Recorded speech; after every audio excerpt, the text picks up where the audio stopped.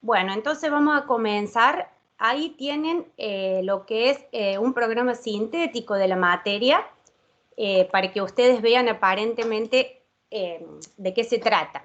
La unidad 1 es la referida a población y muestra, que es la de que vamos a hablar hoy en la parte teórica. Y después tenemos, fíjate Matías que se fue la presentación. Un segundito.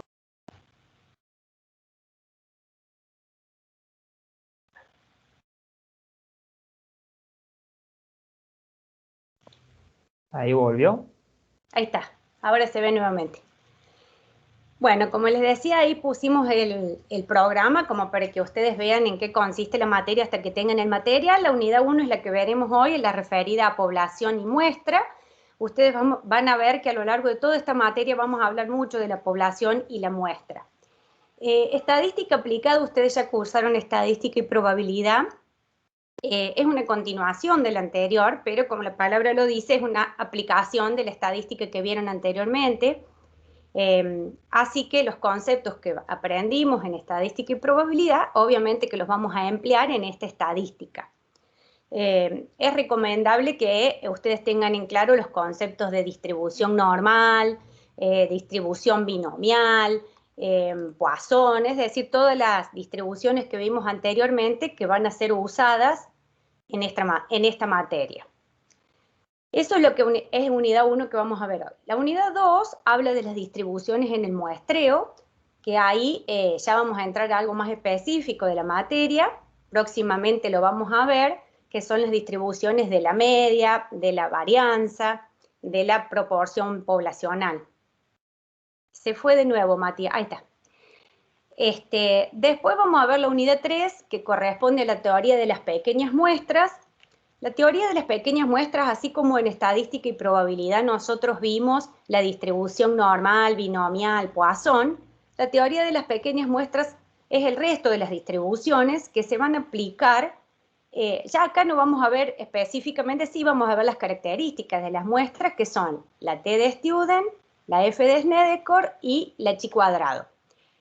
Esas distribuciones nosotros las vamos a aprender porque juntamente con las distribuciones que vimos anteriormente, de las cuales ya nos quedó claro en estadística y probabilidad que la principal era la normal, es la normal, se van a aplicar en la estimación por intervalo y la prueba de hipótesis, que son, digamos así, las unidades centrales de esta materia. Después sigue la unidad 4, que habla de estimación estadística y estimación por intervalo. Y respecto de estas 4 unidades es lo que se evaluaría en el primer parcial. La unidad 4 es sumamente importante, vamos a hablar de estimación puntual, estimación por intervalo y vamos a aplicar, como les dije recién, las distribuciones normal, la Poisson, la Chi, la T y la F que aprendimos. Después tenemos una segunda parte de la materia, que es a partir de la unidad 5, donde tenemos la prueba de hipótesis, dosimasia de hipótesis o test de hipótesis, como se ve de acuerdo a la bibliografía, y la prueba Chi cuadrado, que es una unidad fundamental dentro de estadística aplicada. Después veremos la unidad 6, que hace correlación y regresión, ahí veremos la recta de regresión y también algunos prácticos referidos a esos temas. Y por último, la unidad 7, referida a series cronológicas. Eso sería en síntesis el programa que vamos a ver a lo largo de toda esta materia, que como les dije recién, incluiría hasta la unidad 4 primer parcial y las 5, 6 y 7 en el segundo parcial. Vamos a comenzar entonces con la unidad 1, entonces, que hablamos de población y muestra. Entonces, nosotros tenemos los datos numéricos, que son los elementos fundamentales que tenemos sobre los cuales se aplican las técnicas estadísticas. Esos datos numéricos nos van a llevar a contar individuos, y cuando hablamos de individuos acá, no necesariamente estamos hablando de personas, sino que estamos hablando de unidades estadísticas, que eso a su vez hace a los elementos fundamentales que ven en la presentación. Esos individuos constituyen una unidad estadística que al nosotros llamarlos individuos pareciera que fueran personas, pero no, esos individuos pueden ser cualquier otro sujeto sobre el cual se efectúan mediciones. Ese conjunto de individuos nos constituyen la población. La población también es llamada población, colectivo o universo, que es el conjunto de todos esos individuos. Esas poblaciones, a su vez, pueden ser de dos tipos. Pueden ser finitas o infinitas. En general, podemos decir que las poblaciones son finitas o infinitas de acuerdo al número de integrantes. Como sabemos, cuando la podemos contar, decimos que una población es finita y cuando no, es infinita. Las poblaciones concretas en general son finitas y las abstractas pueden ser finitas o infinitas.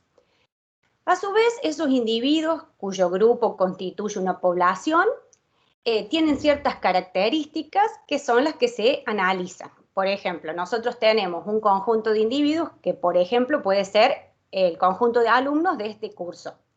¿Qué características podemos analizar?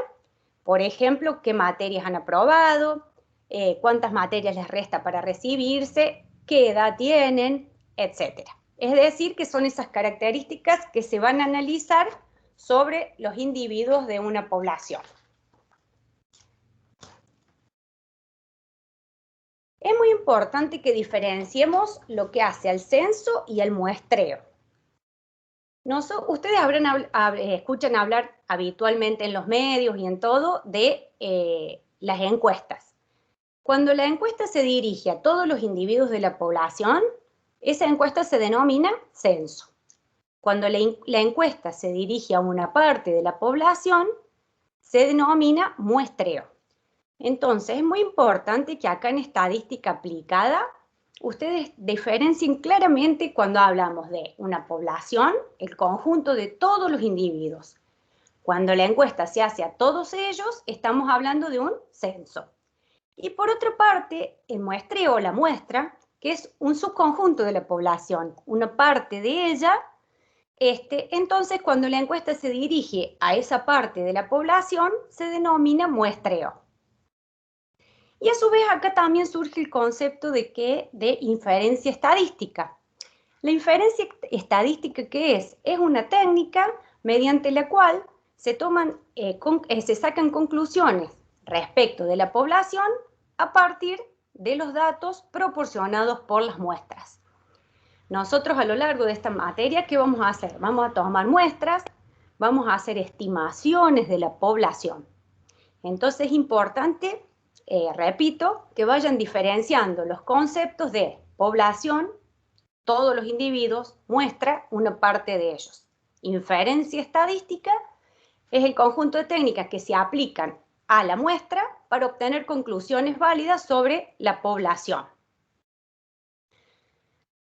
Dentro de lo que hace el proceso de investigación estadística, ¿ustedes qué tienen? Un objetivo. Cuando nosotros realizamos una encuesta, nosotros fijamos un objetivo que es el objeto de estudio. ¿Para qué realizo, por ejemplo, la encuesta? Yo deseo ver si cierto grupo de la población va a votar a una determinada persona, si ciertos grupos de la Universidad Nacional de Río Cuarto, qué carrera prefieren estudiar. O sea que el proceso arranca por un objetivo que lo tengo que fijar con claridad para iniciar esa investigación estadística. Después tenemos que ver la población a estudiar. Entonces, de acuerdo al objeto de estudio, yo tengo la población, que son esas unidades, y que esas unidades se van a conformar de acuerdo al objetivo. Si yo lo que quiero ver es cuántos alumnos voy a tener en la carrera de contador público, por ejemplo, voy a tomar los estudiantes de ciencias económicas y les voy a preguntar qué carrera van a estudiar. Y después, en lo que hace a la información, tengo que ver el método de observación, es decir, qué tipo de cuestionario voy a realizar para esa encuesta. El método de observación, el tipo de encuesta puede ser directa, cuando yo le hago la encuesta directamente al entrevistado, o indirecta, cuando se hace a través de terceros. Y también nosotros sabemos, actualmente lo vemos en la diaria, que nosotros tenemos encuestas que nos hacen por teléfono, aparecen en internet hoy en día, que anteriormente se hacían por correspondencia, etcétera. O sea que yo mediante eso puedo realizar distintos tipos de encuestas de acuerdo al objeto que yo quiero investigar, que es la parte principal de la investigación estadística.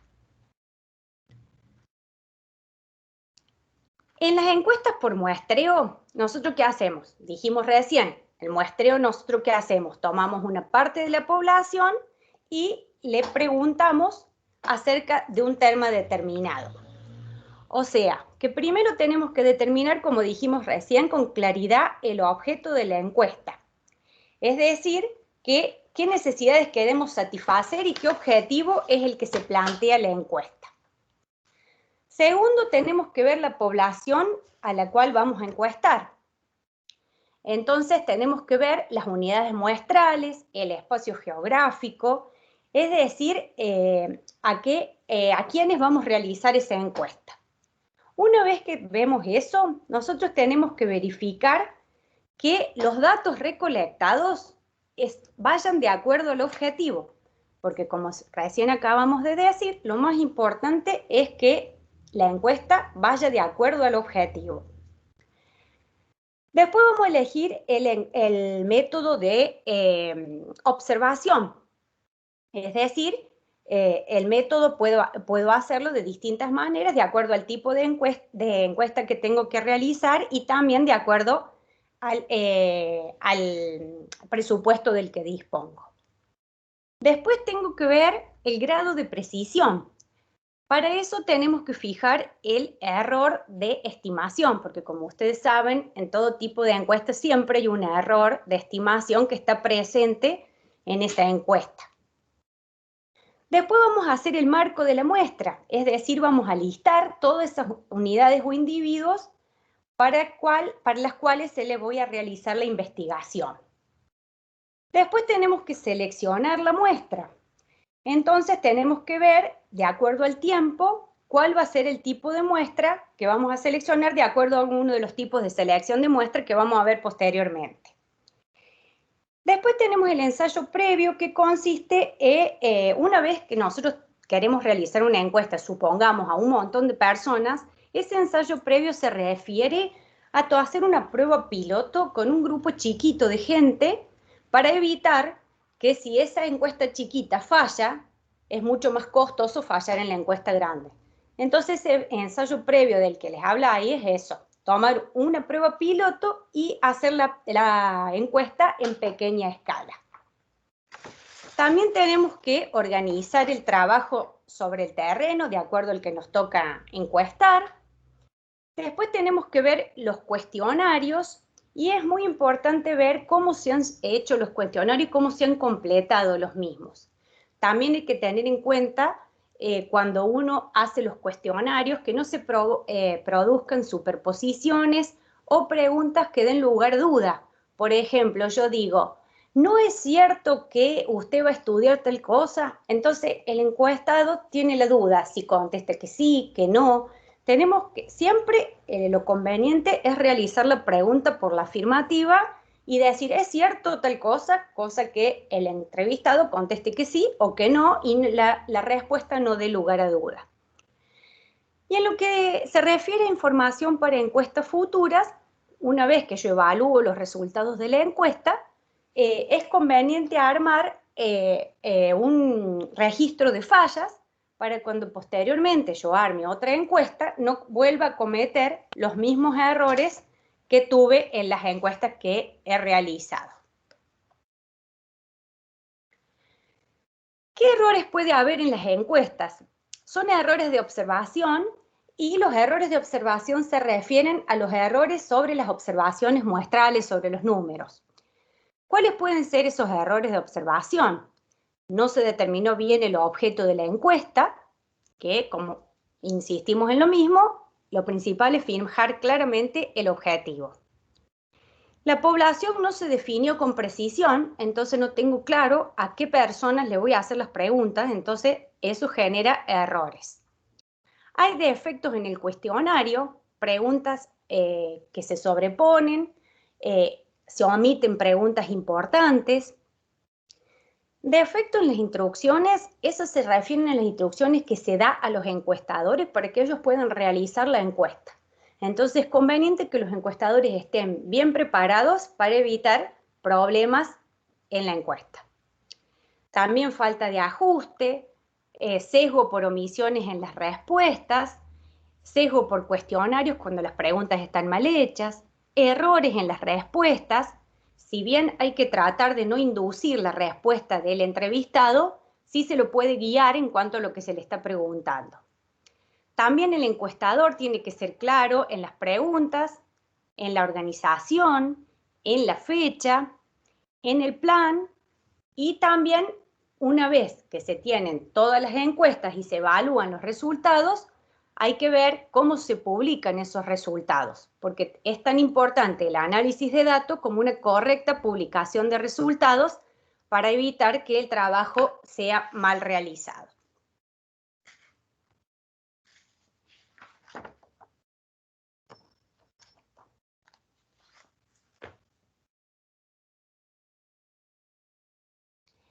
En lo que hace a los métodos de selección de muestras, como dijimos anteriormente, tenemos dos grandes tipos, que son los probabilísticos y los no probabilísticos. Dentro de los probabilísticos, que son los que nosotros vamos a aplicar especialmente, nosotros tenemos el más simple de ellos, que es el muestreo aleatorio simple. El muestreo aleatorio simple asegura que todos los elementos de una muestra tienen la misma probabilidad de ser elegidos. O sea que ese es el más sencillo de todo, es un muestreo al azar. Por ejemplo, yo tomo el conjunto de empleados de una empresa y hago un sorteo entre ellos para ver quién va a ser el empleado del mes. Entonces, todos tienen la misma probabilidad de ser elegidos, ¿sí? Es un muestreo aleatorio simple, como acabamos de decir. Después tenemos el muestreo estratificado, donde se divide la población en distintos estratos conforme a una característica. Puede ser edad, sexo, lo que sea. Entonces ahí tenemos los N sub I, que son esos estratos de la población. Después tenemos submuestras, tal que N2, N1, NJ, y a su vez la suma de todos esos estratos y submuestras nos da la población.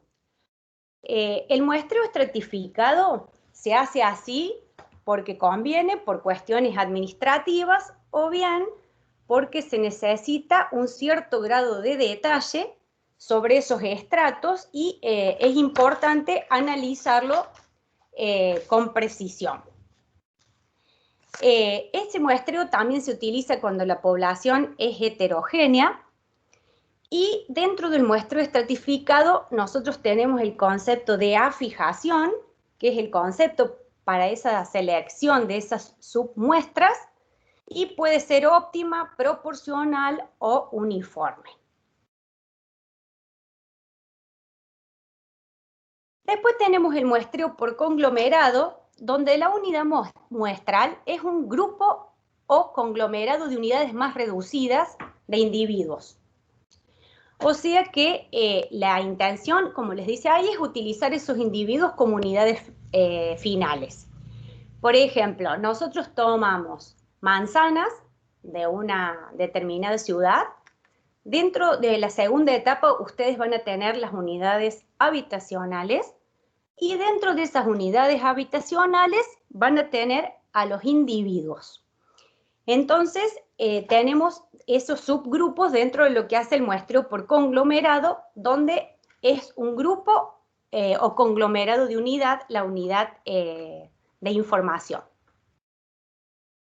Después tenemos el muestreo sistemático, donde el muestreo sistemático nosotros tenemos una población que la simbolizamos. Ahora también es importante que vamos a ver acá la diferencia entre una población que la simbolizamos con N mayúscula y una muestra que lo simbolizamos con N minúscula. Nosotros si tenemos una población supongamos de 2.000 personas, una muestra de 200, 2.000 sobre 200 nos da ese valor K que obtenemos, que les habla ahí. ¿Y qué hacemos? Para aplicar el muestreo sistemático, esos individuos deben estar numerados y ese K, que por ejemplo hacemos 2.000 sobre 200 y nos da 100, nosotros lo vamos a aplicar a la población esa numerada. Entonces, ese es un poco más complicado, pero también se aplica en algunas oportunidades. Bueno, el muestreo sistemático es el que hablábamos ahora. Y después tenemos los muestreos no probabilísticos que se utilizan por conveniencia o conveniencia del investigador o de criterio cuando se utiliza el criterio de un experto. Este muestreo no probabilístico es algo subjetivo, por lo tanto, no tiene aplicación en este curso.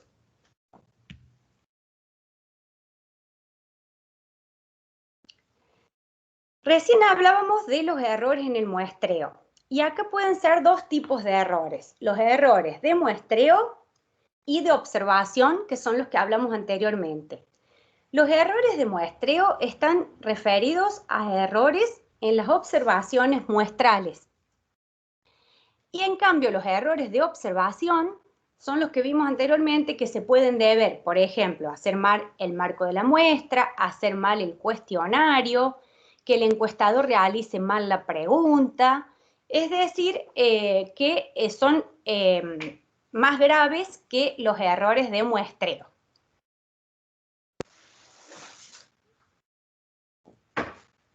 ¿Cuáles son las ventajas? Porque hasta aquí venimos hablando de población y muestra. ¿Cuáles son las ventajas de realizar un muestreo? Porque ustedes ven, por ejemplo, el censo en la República Argentina se realiza cada 10 años. Bueno, casualmente tocaba el año pasado y al tratarse del problema de la pandemia no se pudo realizar. El censo, entonces, dijimos anteriormente, se realiza sobre todos los individuos de la población. Y el muestreo se toma una parte de la población y se le efectúan las encuestas. ¿Cuál es la ventaja del muestreo sobre el censo? Mayor exactitud, ya que el muestreo genera menores errores que realizar que los errores de observación que puede tener cuando se realiza el censo. Menor costo porque obviamente es mucho menos costoso realizar la encuesta a un grupo reducido de personas que a toda la población. Y mayor velocidad, ya que si por ejemplo el muestreo, en la encuesta la solicita una empresa que quiere saber sobre los hábitos de los consumidores para lanzar un nuevo producto al mercado, es mucho más sencillo realizarla a un grupo de gente que a toda la población.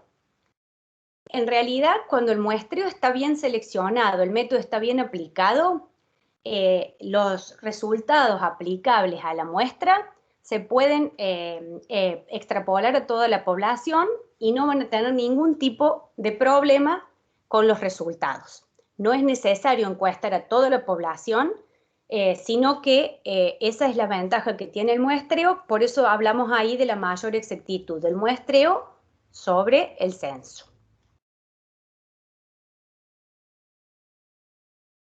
Bueno, acá vamos a entrar a una parte muy importante que la vamos a ver a lo largo de toda esta materia. ¿Y qué es la diferencia entre parámetros y estadísticos o estimadores? Nosotros tenemos entonces, por un lado, los parámetros, que son valores característicos de una distribución de una variable aleatoria de una población. Siempre entonces que hablemos del tema de parámetros, los parámetros son constantes, se caracterizan a las poblaciones. Los parámetros entonces siempre se obtienen sobre datos poblacionales, por eso ahí está señalado en rojo el término población. Los parámetros entonces siempre se asocian a una determinada población. ¿Cuáles son los parámetros que tenemos? Tenemos la media poblacional que se simboliza con la letra griega mu. La varianza poblacional, que se simboliza como, bueno, ahí no está en esa presentación, pero sabemos que es la letra griega sigma al cuadrado. Tengan en cuenta que la varianza está elevada al cuadrado, por lo tanto, el valor es siempre positivo. Y la desviación típica poblacional, que es la raíz cuadrada de la varianza, por lo tanto, es sigma. Es la letra griega sigma. También siempre positiva, ya que es la raíz cuadrada de la varianza, que como dijimos, siempre asume valores positivos. Y otro parámetro que vamos a ver también a lo largo de esta materia es el parámetro poblacional P, y ese se obtiene igual a X sobre N. Tengan en cuenta que ese N que hablamos ahí es la población. Por eso yo les decía recién que el tamaño de la población es N mayúscula, como vemos ahí en la fórmula. Si nosotros queremos obtener la proporción poblacional, sería X sobre N. Ahí vemos que la población está dicotomizada. Por ejemplo, hablamos de proporción de, puede ser defectuosos y no defectuosos, artículos que produce una fábrica. Y entonces obtenemos como X sobre el N poblacional, porque estamos hablando de parámetros. Y la P es mayúscula porque en todo este lado izquierdo del cuadro estamos hablando de datos poblacionales y parámetros poblacionales. Nosotros ya vimos en estadística y probabilidad y definimos a los parámetros. Ahora vamos a estudiar características de los parámetros, vamos a ver estimaciones por intervalo para estimar el valor del parámetro y vamos a ver pruebas de hipótesis que se realizan sobre los parámetros poblacionales. Entonces, eso todo lo referido a parámetros. Por otro lado tenemos los estadísticos y son los valores que caracterizan la distribución de una variable aleatoria que va en función de las observaciones muestrales. ¿Cuáles son esos estadísticos o estimadores? Tenemos la media muestral, X barra. Recién dijimos, la media poblacional la simbolizamos con mu. Y la media muestral la simbolizamos con X barra arriba, que esa es sobre datos de la muestra. O bien esperanza de X, que también ya lo vimos en estadística y probabilidad. Después tenemos la desviación típica de la muestra, que la podemos simbolizar con S, o sigma estimado, porque los datos son de una muestra. Siempre los estimadores o estadísticos se calculan con datos provenientes de la muestra. Repetimos, los datos de los parámetros con datos de la población. Fíjense que en el caso de la proporción tenemos la P chiquita porque estamos hablando de la muestra en el lado derecho. Y tenemos el X sobre el N. Fíjense, yo les dije, en el lado izquierdo, cuando hablamos de parámetro, lo simbolizamos al tamaño de la población con N mayúscula. En este caso, simbolizamos el tamaño de la muestra con el N minúscula. Entonces, esa proporción poblacional que hablamos en el lado derecho está referida a una muestra y por eso decimos X sobre N. También siempre la proporción es una población dicotomizada y el valor de esa proporción, al hablar de proporciones, entre 0 y 1. Si yo digo de un grupo de estudiantes aprobó la mitad, decimos la proporción de los aprobados es el 0,50 y la proporción de los desaprobados también es el 0,50 porque es 1 menos P. Y después tenemos ese P estimado, el sombrerito arriba, ya lo vamos a ver también a lo largo de toda esta materia. Ese sombrerito indica estimado. Entonces lo obtenemos con datos de la muestra y dice P estimado es igual a P de la muestra. Por eso lleva el sombrerito, porque son con datos muestrales. Entonces, voy a insistir, pero siempre tienen dudas en estos temas en los parciales. Los parámetros con datos poblacionales. La N es mayúscula. Los estimadores estadísticos van con datos de la muestra. La N es minúscula. Entonces, cuando ustedes vean, ya vamos a ver obviamente los prácticos, nosotros decimos, tomada una muestra de 10, ustedes van a saber que ese es el N minúscula igual a 10. y estamos hablando de un subconjunto de la población, una parte de la población, que es la muestra. Cuando decimos la varianza poblacional es tanto, ustedes saben que la vamos a simbolizar como sigma al cuadrado, porque estamos hablando de toda la población. Entonces, volvemos acá al tema de los parámetros poblacionales. ¿Cómo calculamos esa media poblacional que la simbolizamos con la letra griega mu? Va a ser el sumatorio con i que va de 1 a n mayúscula, porque estamos hablando, insisto, de parámetros poblacionales, igual al sumatorio con i que va de 1 a n de los x sub i sobre el n mayúscula, ¿sí? Siempre parámetro, insistimos, n mayúscula. Y eso nos da la esperanza de x, o sea, la media poblacional igual a mu. Acá trabajamos con todos los datos de la población, ¿sí? Y los x sub i son los valores de la variable. Sumamos lo que sea, persona, lo que sea. Entonces, ahí dice, mu es la media poblacional y es una de las medidas de tendencia central alrededor del cual se distribuye una población. Dijimos que la media, promedio o valor del medio, es el valor alrededor del cual se agrupan los valores de la variable.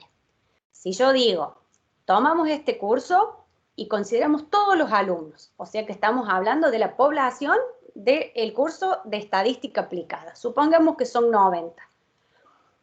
Entonces, cuando analizamos algún dato sobre ellos, el NS es mayúscula, porque yo tomo todo el curso de estadística aplicada y digo, son 90. El N mayúscula es 90. Si yo digo, tomo una muestra del curso de estadística aplicada, tomo 20, ese N igual a 20 es minúscula porque estoy hablando de un subconjunto de la población que constituye una muestra. Yo digo, ¿cuál es la media poblacional para estadística aplicada, para el curso de estadística aplicada? Yo sumo las edades de los 90 alumnos y supongamos que la media de los 90 alumnos nos da 19 años. Entonces yo voy a tener la media poblacional para el curso de estadística aplicada. Si yo tomo una muestra de 20 alumnos dentro de esos 90, calculo la edad de esos 20 chicos sobre el N, que en este caso es el N minúscula muestral, que es 20, y yo digo, la media muestral es, supongamos, 20 años. Siempre va a haber una variación de la media muestral respecto de la media poblacional y después vamos a hacer prácticos con uno y otro para compararlos. Ahí tenemos el cálculo de X barra, fíjense que es la sumatoria de los XY con I que va de 1 a N minúscula, porque X barra, como dijimos, hablamos de un estimador muestral. Fíjense respecto del anterior que hablábamos del N mayúscula. En este caso sería la esperanza de X, pero minúscula porque es la media de la muestra. Entonces, no quiero ser insistente con este tema, pero sí que diferencien porque por ahí llegan a los exámenes finales y nosotros les preguntamos, diferencia la media poblacional de la media muestral y no saben. Entonces, media poblacional mu, el N es mayúscula porque hablo sobre todos los individuos de la población, siempre considerando, como les dije al comienzo, que los individuos no son personas, puede ser cualquier unidad de observación. Es esa unidad estadística que se denomina individuo o unidad estadística, que son las observaciones. Y en el caso de X barra, tomo una parte de la población y saco los valores. Por eso decimos, en general, X barra, que es la media muestral, es igual a mu estimado, porque es una estimación del parámetro poblacional mu. Ahí tenemos el estadístico sigma estimado. El estadístico sigma estimado es un estimador de la desviación típica poblacional que, como vimos anteriormente, era sigma. Nosotros dijimos, sigma poblacional es la raíz de la varianza poblacional. La varianza poblacional, ¿cómo la calculamos? Es el sumatorio, como vemos acá, con i que va de 1 a n, de x y, que son los valores de la variable, menos la media, que como estamos calculando la varianza poblacional, esa media se llama mu. O sea, la sumatoria con i que va de 1 a n de los desvíos de los valores de la variable respecto de su media. Por eso ponemos x y mayúscula menos mu al cuadrado sobre n, porque lo que estamos calculando es un parámetro poblacional. Con esa fórmula nosotros entonces vamos a obtener sigma al cuadrado, que es la desviación la varianza poblacional. Si a eso le sacamos la raíz cuadrada, obtenemos la desviación típica poblacional, que la simbolizamos con sigma. Como les dije anteriormente, siempre la varianza y la desviación típica, independientemente que sea de la población, si la calculamos con datos poblacionales, de la muestra, si la calculamos con datos muestrales, siempre son positivas, porque la varianza está elevada al cuadrado, por lo tanto, siempre es un valor positivo. Si ustedes calculan esa sumatoria de desvíos sobre n y les diera menos 4, van a tener que revisar porque hay algún error, porque nunca una varianza, como lo vimos ya en estadística y probabilidad, así como dijimos, nunca una probabilidad puede ser menor a 0 y mayor a 1, la varianza nunca puede ser negativa. La raíz cuadrada de la varianza da sigma y también, por lo tanto, asume valores positivos. Y así como vimos el parámetro poblacional, media, mu, varianza sigma al cuadrado. Sigma es la desviación típica, vemos la proporción P, que es igual a X sobre N, que es la proporción poblacional. Como también estamos hablando de un parámetro, nos fijamos en el denominador, el N es mayúscula, porque estamos hablando de un parámetro poblacional, en ese caso de una población dicotomizada. Vamos a hablar de proporciones en esta materia para tamaño de muestra grande. Y en los estimadores, como acabamos de ver, tenemos X barra, que es la media de la muestra, y dijimos X barra es igual a mu estimado, porque X barra, como vamos a ver también en los prácticos, estos temas se les van a hacer más familiares cuando veamos los prácticos, es un estimador X barra de la media poblacional. Por eso decimos ahí X barra es igual a mu estimado.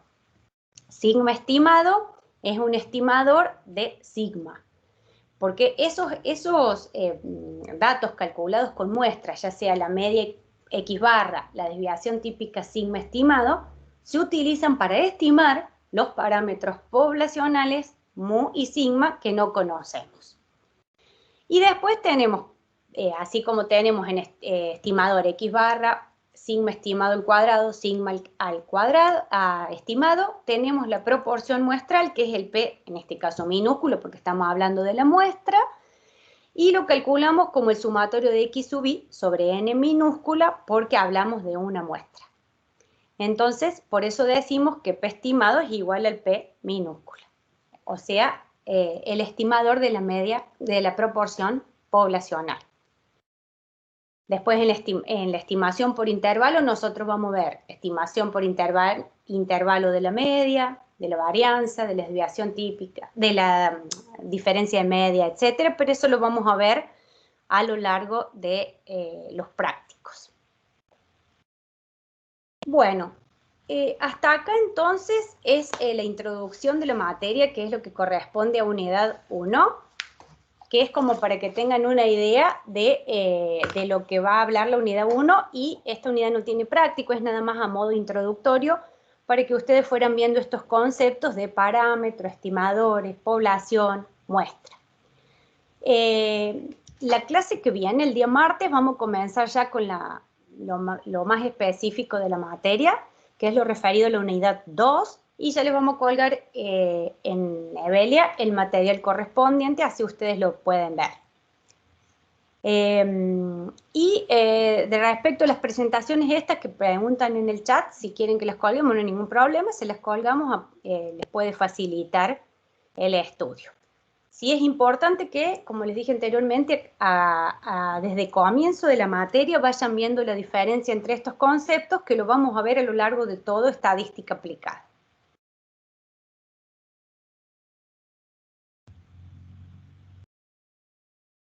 Y si consultan ahí, si la próxima clase el jueves, sí, el jueves nos volvemos a reunir a las 19 y vamos a comenzar a ver la unidad número 2 de esta materia. A las 18, Anita. Perdón, a las 18, perdón, me confundí de horario, perdón. El jueves nos juntamos a las 18 horas, perdón. No sé si tienen alguna duda respecto del material o lo que fuere, quien quiere preguntar por el chat o lo que sea. No sé si ustedes son alumnos de la licenciatura o también tenemos de contador acá. Bueno, yo creo que puede haber de los dos, por lo que me informó la facultad puede haber de los dos.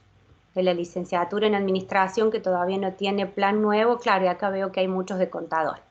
Bueno, eso de todos modos no hay ningún problema porque es lo mismo, la materia para las dos carreras, lo único que quedan en inferencia estadística son las licenciaturas en economía, así que no hay ningún problema. Cualquier cosa nos pueden estar consultando si les queda alguna duda de lo que sea, en cuanto al material o lo que fuere.